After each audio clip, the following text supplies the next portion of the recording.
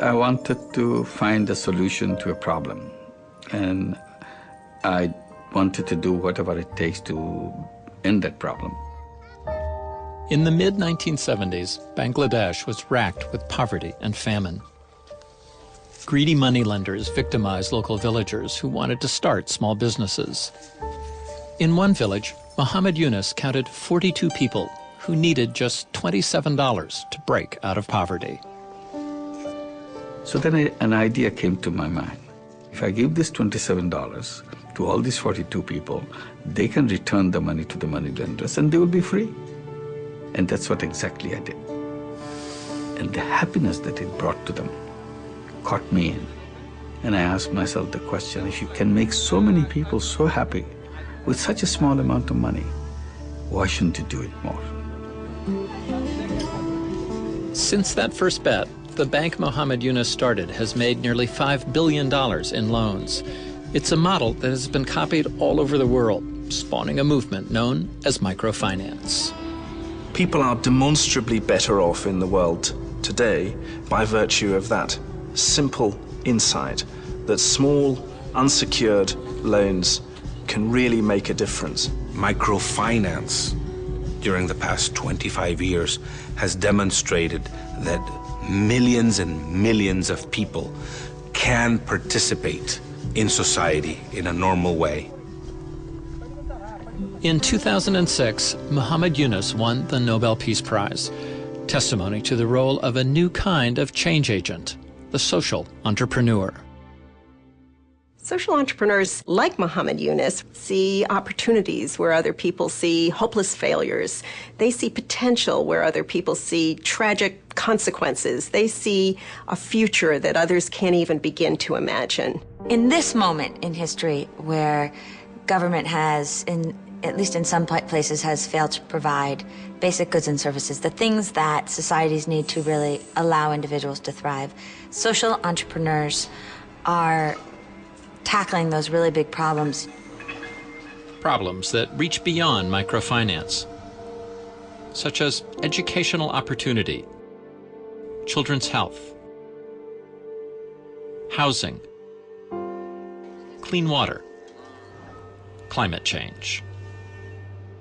And the problem is, if you look at what the current business organizations and governments are doing in this sort of space, it really doesn't add up to a coherent solution at the scale that we need. And therefore, I think entrepreneurs are going to be profoundly necessary, because these are the people who sort of break up the concrete. Most people have to see to believe. But I think that social entrepreneurs believe and then they see. Social entrepreneurs have seen the end result before it even got started. And they've done so all over the world. In Mozambique, Blaise Jujasato transformed healthcare by providing reliable medical services to millions of villagers who had never previously been reached.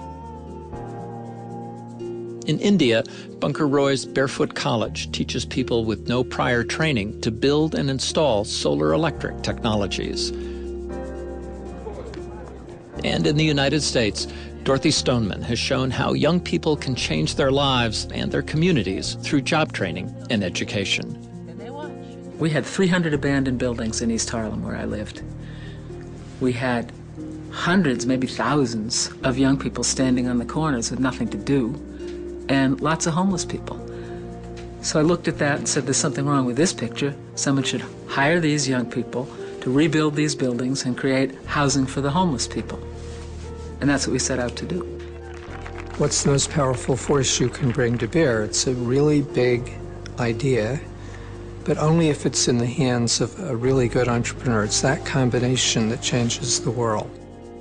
Today, thousands of social entrepreneurs are tackling a range of problems in all corners of the globe. But until recently, few of them saw themselves as part of a larger movement.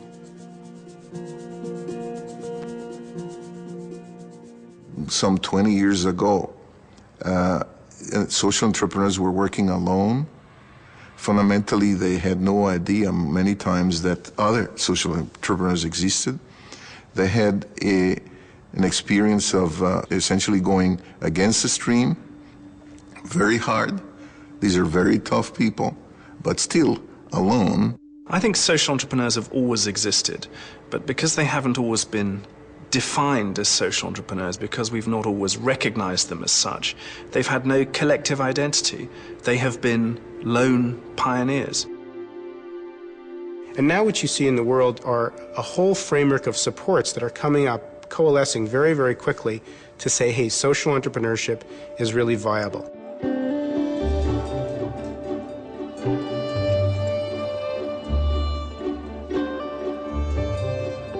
Oxford recruits about 300 highly talented MBA students each year. Students want to know how to change the world. They want to know how the skills they learn in business school can help them change the world. You see social entrepreneurs, and regardless of however many problems and challenges that they have, they don't give up. They just push forward and they push forward. And that's inspiring to me. Today, Oxford is just one of many universities teaching social entrepreneurship and providing homes where practicing entrepreneurs can meet and learn from each other. The point of supporting the social entrepreneurship movement is to create a home for those people, to make them less maverick and more of a movement. The more we wire the field together, from local to national to global, it means that ideas go from Bangladesh to the US and Brazil, Poland to South Africa. That wasn't happening 10 years ago. Well, that's a function of the increased productivity of the field. I think the key thing that we have to come back to time and time again is these entrepreneurs cannot do this on their own. They need support. They need support from funders, clearly, but they need strategic partnerships with mainstream business, and they need the support of government and policymakers. What's so exciting to be alive at this moment, as a social entrepreneur connected to thousands of social entrepreneurs around the globe, is that within all of us there's this growing movement, and that there's a hopefulness in starting to look at the problems we have as our problems. My hope for the future is that by virtue of the stories that we tell about reasons for optimism, by virtue of the small pieces of success, we build some big pieces of success, so that in a decade's time we can say this movement began with one very demonstrable success story, and that was called microfinance. But very quickly it built a series of other success stories, and look at the effect they've had on the world.